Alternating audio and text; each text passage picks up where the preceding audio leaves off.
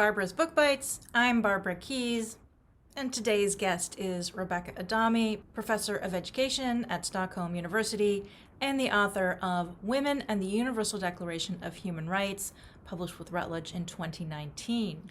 We know a lot about the role that Latin American delegates played in drafting the Universal Declaration.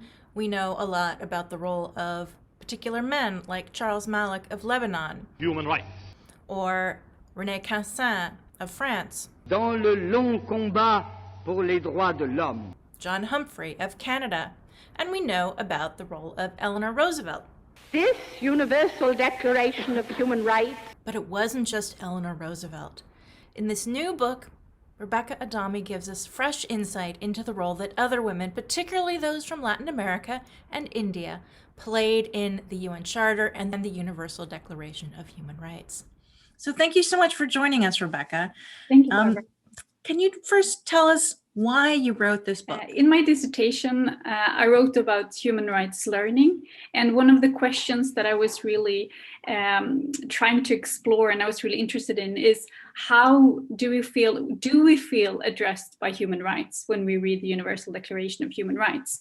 And because some of the problems I found with studies in human rights is that most of these theories on the concept of human rights today raise a critique against human rights as a Western concept.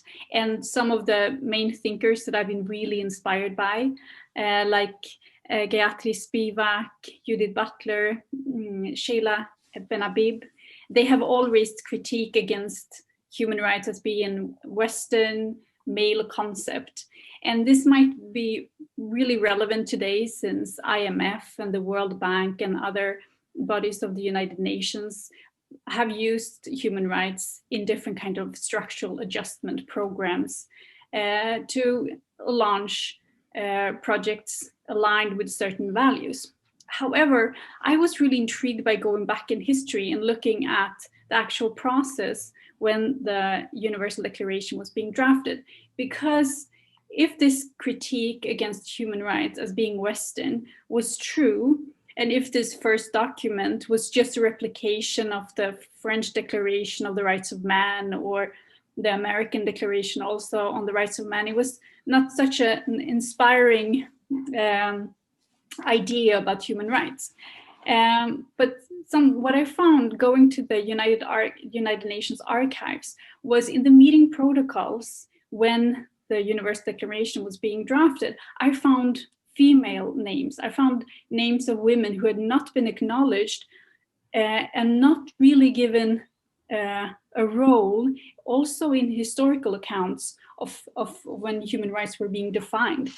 So I started thinking, what if these postmodern feminist thinkers, in their strong critique against, this modernist project of universal subject of human rights, in their rejection of that, maybe they had overlooked the women from the global South who were actually being part of this process. And the more I engaged with the archival material, I got more and more inspired by understanding that there were so many fascinating and inspiring life stories behind these women, these names that were just mentioned briefly in these documents.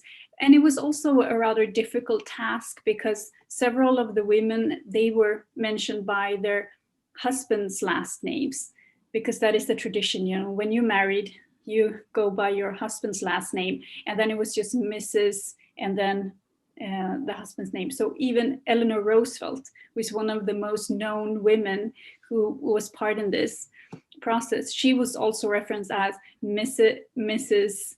Franklin Roosevelt. So not even her first name was being. Right. So then you can imagine that the names of women from India, Pakistan, Dominican Republic, Mexico, Brazil, the Soviet Union, was even more difficult to really find who were they, who were being mentioned in these meeting protocols.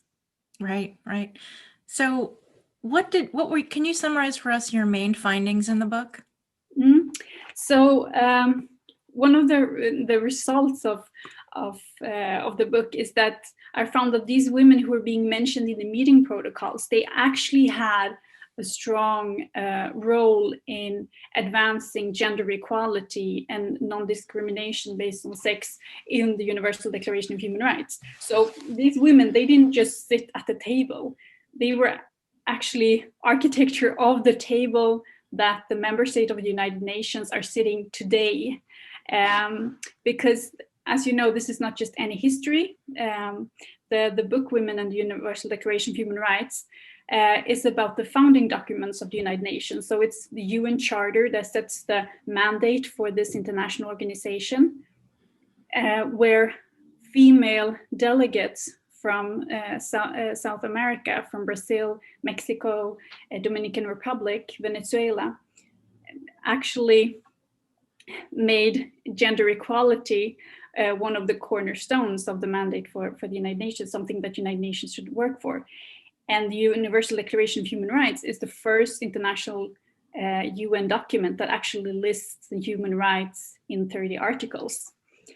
So the vision that we have today for the United Nations, working for human rights and not the rights of man, working for gender equality, and actually having women in higher positions in the United Nations is thanks to the work of these women. Can you give us some examples? So you've done really fascinating work in uncovering the role that these women played. Can you give us some specific examples of where they changed the wording? Yes. So during the process when the Declaration of Human Rights was being drafted, the women delegates, they were in minority in their delegations, because of course there were more men at these meetings. But what they did is that they created a commission on the status of women. So women delegates from different countries, they collaborated in this commission in order to advance their agenda. So what they did, and what was really fascinating with this commission on the status of women in the beginning, because it was just a commission with women only. So kind of like a separatist right. body within the United Nations. What they did, especially delegates from India, Hansa Mehta, and from Pakistan, Shaista Ikramullah, they argued for the importance to have equal rights in marriage. And this was an article that was first debated as maybe not fitting in a Universal Declaration of Human Rights, because these are rights in the private sphere. And in the beginning, human rights were being thought of as just the rights you have as an individual in relation to the state, so in the public sphere. Mm-hmm. But however, these women, especially from southern countries and from Latin America, they argued that the rights in the private will affect women's rights in the public. So if we do not do something about child marriages, if we don't do anything about the fact that girls are being married off at an early age, women will not attain the rights in the public, the right to vote, the liberties that are also listed in the declaration. Mm. So, and also, even though these women were in a minority, it's very important to remind ourselves that in 1947, India and Pakistan was being founded, and India gained their independence from the colonial rule, the UK. So these women, they've been part of these freedom movements. Hansa Mehta had been jailed twice for her demonstrations together with Mahatma Gandhi. So these were women who were already very strong advocates in their national politics, and they had already had a lot of strong rhetoric against colonialism, for human rights, for democracy. So for them, in these meetings, they were really forceful in the argumentations, because they had risked so much more than mere disagreements regarding wording. So I think that was also one of the reasons why they managed to actually make these differences. And also the delegate from Dominican Republic, Minerva Bernardino. The Dominican Republic was then under dictatorial rule, and Brazil also like military dictatorship. So they found that the international arena was a possibility for them to advance ideas about human rights and gender equality that they could not do through national politics.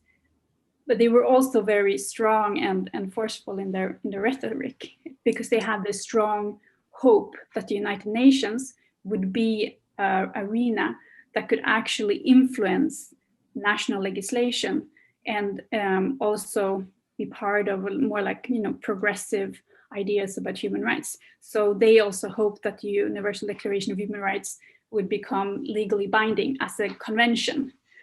But that was not the case. Yeah. And that's another history that goes into the 50s.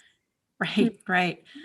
Thank you. That's just a wonderful brief introduction to what is really a very rich book that gives us such fresh and new findings about how this Universal Declaration actually came to be the particular document it ended up being. Congratulations on a terrific book. Thanks so much for talking to us. I really appreciate your time. Thank you.